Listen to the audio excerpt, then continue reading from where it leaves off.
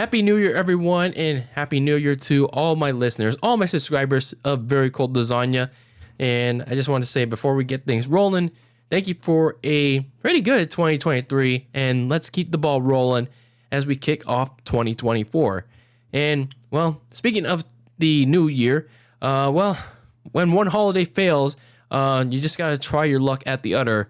And in the case of my San Francisco 49ers, as they were trying to bounce back from a crappy Christmas that ended up being, well, on New Year's Eve, they had to go to the nation's capital in Week 17 to take on the 4-11 Washington Commanders. So in that Week 17 matchup, they were looking to bounce back from a very fugly Christmas night loss to the Baltimore Ravens, where it had a bunch of crappy-ass, big-ass lump of coal dumped all over them, all over Levi Stadium. And now they had to travel all across the country to go and play a 4-11 Commanders team that was, going to make a lot of change in the offseason. And they're just 2 more games closer to that goal. So for that Commanders team, they seemed set on who they were going to start at quarterback going into that game. But unfortunately, something popped up on the injury report Friday, and it was going to play a role. It was going to play a little bit of a role going into this game on Sunday into the early morning hours. And, well, for this Commanders team, it seemed like we were going to get that answer. So let's talk about this game going into the first quarter, and we found out our answer, who's going to be at quarterback. So Sam Howell, the second round, not the second round, the second year quarterback, he was a 5th round pick in last year's draft class, the same draft class as Brock Purdy. So he's a 5th round pick, and he was named the starting quarterback because Jacoby Brissett was deemed inactive with the hamstring tightness injury that I mentioned in the injury report back when I talked about this preview for the upcoming game. So Sam Howell, he had been the most sacked quarterback in the league and the most turnover-prone quarterback. And to be honest with you, like, I know some people say, oh, he just loves to throw the ball away, but there's plenty of reason why. There's more than just, he just throws the ball away. Sam Howell, he was going back in after not only having been benched mid-game for 2 weeks straight, but you have to look at the offensive line. The Commanders, they didn't do jack shit up front for Sam Howell. And it didn't help for the fact that he was going up against a Niners team that had a pretty good pass rush. Although, to be in fairness, the pass rush hasn't been quite there in certain weeks. But regardless, Sam Howell, he had 3 starting offensive linemen out. Tyler Larson, I forgot what his name is, but nonetheless, one of them was Tyler Larson, Andrew Wiley, there we go, the tackle, and then there was another one. But either way, that's 3 starting offensive linemen, and then you have to plug and play the others. That's a brutal offensive line, and that's hence why Howell is one of the most sacked, if not the most sacked quarterback in the league. So when you look at this opening drive for Washington, he was pressured the crap out of, and yeah, that's one of those. That's why he has to get rid of the ball so quickly. And there are times where he's comfortable in the pocket. They gave him that time, but here in this opening drive, he goes 3 and out, and he almost threw an interception to straighten the arms of DeAndre Lenore, and he should have had that, to be honest with you. It was dead in the arms, dead in the rights of his opposition. So he could have had that pick. Meanwhile, that Washington defense, they tried as they might, despite how beat up they are in the secondary, but they just couldn't stop the creative plays of the 49er offense on the downs that mattered most. Trying to stop them from getting first downs. As Brock Purdy and the Niners, they used a good amount of simple yet effective plays to get the first downs. They were stopped on their opening drive in the red zone. They got a field goal out of that. But the second time around, they couldn't be stopped as Deebo Samuel took an end around near the goal line, and they increased their lead 10-0, a little bit past the halfway point of the first quarter. So going into the second quarter, That's when the Commanders really started to put up a fight. Because their starting running back, Brian Robinson Jr., who missed a couple of games with an injury, he was pretty much the engine on offense for Washington, because he was slicing and dicing a 49ers run defense that was still missing Eric Armstead for the fourth straight game. And I guess they were still trying to integrate Sebastian Joseph Day. And, in this game where Ryan Robinson Jr. was like going ham on them in this point in the game. And I was just like wondering, like, where the hell is he? Where the hell's our new acquisition? And he was there, but then it was just like, okay, maybe he's still trying to get acclimated. I mean, yeah, he did play with the Chargers for a good half of the season, but it's just like, yeah, maybe, I guess he's still trying to adjust to the Niners system. I don't know. So anyway, they initially limited the Commanders to a field goal, so it was a 10-3 game. But the defense was starting to adjust a little as well. The fill-in corner, Christian Holmes, he made a nice read on Brock Purdy to bat away a pass that was intended for Ronnie Bell on the Niners' next offensive series to force a punt. And then the Commanders' offense, they made a nice push down the field. But in terms of the 49ers defense, they were very bad on that series. Like, it was very bad. So, yeah, Diamoje Lenore getting completely burned on a lob pass from Howell to Terry McLaurin. And then Brian Robinson, the starting running back, he continues to gash that run defense en route to the goal line. And then Washington ends up scoring on a back shoulder catch from McLaurin, and it ties the game up. And now you're thinking, okay, what is San Francisco doing?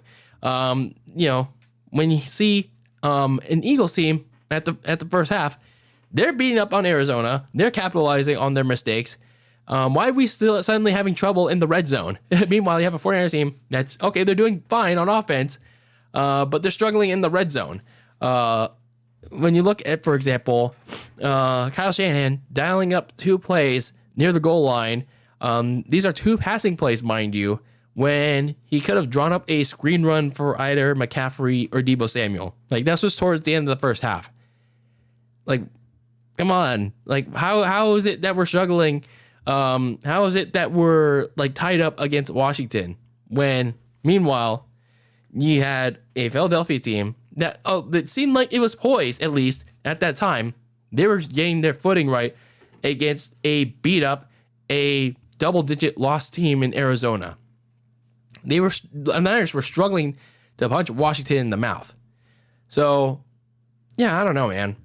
The offense for San Francisco, they were, again, certainly advancing the ball. They just couldn't cash it in twice. And again, credit to Washington's red zone defense. But it was just a little bit of questionable play calling in the red zone. Like, and also, I think I at least give credit to Brock Purdy. He was getting out of the pocket more, but he was getting a little bit flustered, like just trying to make something happen again. And then after starting out strong, the defense just couldn't defend just 2 players, Terry McLaurin and Brian Robinson. They had struggle containing them in that second quarter. And they couldn't really generate much pressure on Sam Howell in that second quarter, like after a good start. So the Niners, they had to readjust. They had to readjust, wake up in the second half, because if they didn't, my thought was if they didn't, the Commanders would be howling like a wolf. Oh! So then we get to the third quarter. The Niners defense, they start out there, and then they actually forced a quick punt from the Washington Commanders. So that was good. That was a good start for them defensively. And then on offense, you notice that Christian McCaffrey played a couple of snaps, but then he went out. And then it was later seen on the sideline that he was having his calf taped up, and then he didn't really come into the rest of the game, which ended up turning out okay because the off-injured backup Elijah Mitchell returned. He was active in this game, and he took advantage of the Commanders' porous run defense that was also struggling for much of the season. So Kyle Shanahan elected to, okay, let's dial up a lot of Elijah Mitchell, and he played in this game really well. He found a lot of open holes that the offensive line was providing him, and he was like, okay, we don't really need Christian McCaffrey all that much in this game. We can give him a little bit of rest. So anyway, this game was going by so quick that by the time Elijah Mitchell, not Christian McCaffrey, scored the touchdown on the Niners' opening second half drive, it was already well past midway through the third quarter. Niners drive took up so much time that I had to go downstairs to get some water, and it was like, oh, okay, I must have missed something, or maybe I didn't miss something. I don't know. Either way, that drive took went pretty fast. That I was like, damn, it's already close to the fourth quarter. And also, what I liked about that drive, that very long drive, is that Purdy found that balance to keep things simple, and then rather than try to go for that big explosive play. So at that point, the Niners were up 20-10, but then you saw that the Commanders were still burning that run defense. Now you had backup Antonio Gibson burning them on the outside. So that was a problem for me. Another problem for me was the Niners missing tackles yet again on defense. They couldn't take down the player on the Commanders, whoever had the ball, because there's I don't know, what is it with their tackling? There's they tackle him, but then they slip off the running back or the receiver. They rubbed a bunch of butter on their big chests before the half started. Make the tackle to take them down upon initial contact. I mean, I'm not a professional player, but I'm just trying to help you out. But anyway, the Niners start to pull away, at least in the fourth quarter. They finally get some big pressure that they were looking for to force Howell into an interception near the goal line by Charvarius Ward. So they finally got him to break. They finally got him to break at the most critical juncture. And then there was a scary moment in the game where the fill-in corner, Christian Holmes, collapsed near the goal line after a red zone play. Good thing he was able to get helped up by his medical team. It ended up being a concussion, but good thing he's all right. I know it's just it was a concussion, but yeah, as long as he's okay and goes through the protocol, hopefully nothing else serious. So facing a 3rd and 10 by this point on the Commanders 20 in the red zone, this was a really nice play. Purdy escaped the pocket, a lot of maneuverability, and then he was pointing to someone. He was pointing to someone in the end zone, and then he chucks it, and then wide open, nobody around him, is Brandon Ayuk. Brandon Ayuk gets very wide open for the touchdown, and then the gap gets extended 27-10. And man, I really like the execution of that play. Purdy getting outside of the pocket, finding something that was missing in the last game. And I know the Ravens defense was really tough on him, but Purdy really needed that back. Really needed to find that escapability out of the pocket again. And you notice something in that drive as well. He was getting more comfortable during that drive outside of the pocket. Bouncing the check down throws to Kyle Juszczyk, for example, and then going for that big explosive to Ayuk. They're that big explosive. I think it was a little bit below midfield, and then they got well past midfield near the red zone to set up that eventual touchdown. So the San Francisco defense also got much more comfortable as well. They forced Sam Howell into his second interception. This one to Diamadre Lenore. And then from there, it's pretty much all but a wrap. Window dressing from there. And then, yeah, that was the game. 27-10. Not much else to say there. I mean, going out of this game, it was a nice second half for the 49ers. They actually shut out the Commanders in the second half. But going into the playoffs, you cannot afford to have a flat first half. You really can't. While the Niners, yes, they made adjustments going out of the first half to close the gap, they cannot afford a slow first half of missed opportunities in the red zone. They got to find a way to score once again. So, I mean, sure, they'll fix those things, but maybe this has got to be a learning lesson for them that, you got to score the ball. You got to score when you're in the red. So in the playoffs, you got to have those kind of red zone drives will have yourselves down, especially if their opposition is able to score in response. And the missed tackles, they're still a big concern to me. Because when the Commanders had their chances to push the field, the Niners defense was missing plenty of tackles. Even their all-pro linebacker, Fred Warner, he's missing a couple of tackles too. So I hope in these next 2 weeks, as they prepare for the postseason, they go through some kind of thing that helps them, clean up their tackling, and especially including this Rams game too, to try and tune up on that, because that's another thing that can kill them. And then one last thing before we talk about our early preview for next week's game against the Rams. Can we just say this one last thank you to the Arizona Cardinals just this one time, because no one gave them a chance. No one gave them a will. But I did. I gave them away. I know there were very few people that gave them away, but I also did too. I asked for a New Year's Eve miracle from Jonathan Gannon, and damn it, all the way from the east side, he gave me one. He gave the Niners one. And the Arizona Cardinals delivered a New Year's Eve miracle on December 31st, 2023, going into January 1st, 2024, as the Arizona Cardinals saw themselves down 21-6 at halftime, as the Niners were tied up at 10 in Washington, D.C., and then they saw their NFC West opponent down 21-6. The Cardinals clawed all the way back from a big halftime deficit, and they pulled off the upset. Eventually, the upset of the week on a last-second goal line touchdown from James Conner to do the unthinkable against the Philadelphia Eagles. And yes, they also need some help from the Dallas Cowboys. They barely did their part against the Detroit Lions on Saturday, the day prior. But Arizona's win was of much higher priority because, again, nobody gave them a chance. Nobody gave them a shot. But I did. So at least for this week, at least for this video, for this recap, we will say, thank you to the Arizona Cardinals.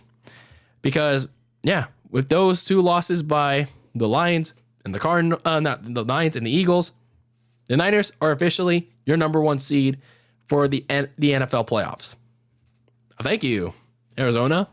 So, the Niners get home field advantage. They get the first round bye, and the NFC runs through Santa Clara, pretty much Santa Clara, even though they're called the San Francisco 49ers. So now let's take a look at Week 18, which is now basically a tune-up, a warm-up for the playoffs for at least some people, I guess. A warm-up, an appetizer for what is to come in what is now 3 weeks' time for a lot of people. So the NFC's top seed is all but secured, and next week's season finale at home against the Rams is going to serve as, fine-tuning some things that need to be worked on for their divisional playoff matchup. So the Seahawks lost to the Steelers later in the day, so the Rams clinched their spot in the postseason as well. So they're currently poised as the 6th seed, and at the time of this recap video that is being recorded, they're still not sure if they're going to be the 6th seed or the 7th seed, because the Packers and the Vikings have yet to play on Sunday night. So the Rams are still playing for seeding. So they wanted to, whether they want to decide to go to Detroit or whether they want to go to Dallas or whether it be Philadelphia to play, that is up to them. So in terms of the Niners, I assume some of the starters will be resting in this game fully. Others will be playing for at least a quarter. That is up to Kyle Shanahan's discretion.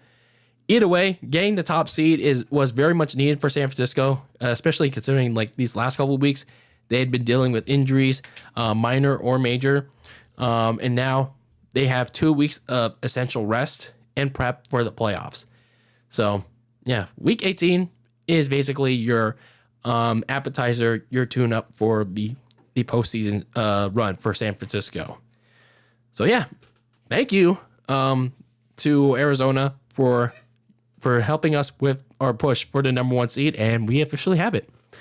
So that is your recap for week 17 between the Washington Commanders and my San Francisco 49ers. The Niners get the win 27-10, and they are also the number 1 seed in the NFC playoffs.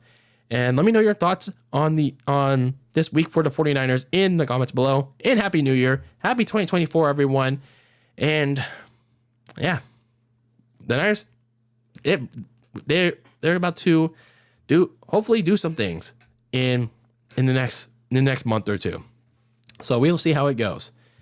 So anyway, let me know your thoughts on this game and the Niners claiming the number 1 seed in the comments below. And until the next one, keep the lasagna very cold in the fridge with your takes on the world of sports. And peace out.